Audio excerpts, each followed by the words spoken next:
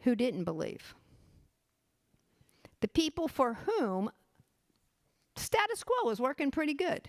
They've got power, they've got prestige, they've got wealth. They don't really need anything to change things. Pretty life, good for me.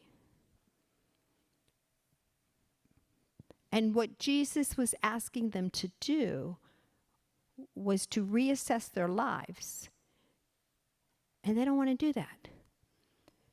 Because if they measured what their actions were against God's commandments in the Old Testament and Jesus' words, which are in keeping, they would come up lacking.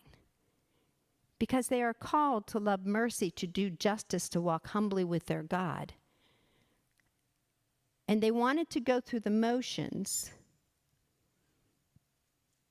keep all those nice holidays. You know, there's nothing better than Christmas and Easter, right? They're wonderful holidays.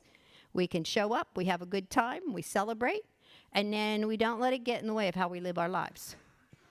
That's what they were doing. I come, I sacrifice, I'm good for the year. I'll be back next year with my next lamb. And God says no. So here we are at the Feast of Dedication. It's a week long, so it's not something you can miss.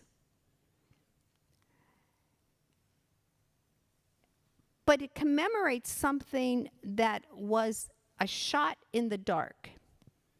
Because almost immediately they're followed by continuous wars.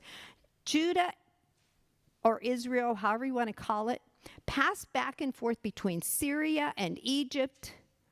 And at one point, the rulers of Judah approached Rome and said, we want to make an alliance with you, because they had heard that if you made an alliance with Rome, they would protect you and they wouldn't come in and be really mean to you. And they thought that sounded like a good deal. Syria and Egypt didn't agree, and they still kept fighting back and forth. And it was a bloody time. Things were not good. In that time, much as today, much as through most of the Jewish history, more Jews lived outside of Jerusalem and Palestine and Judah than lived within. They were already in dispersion.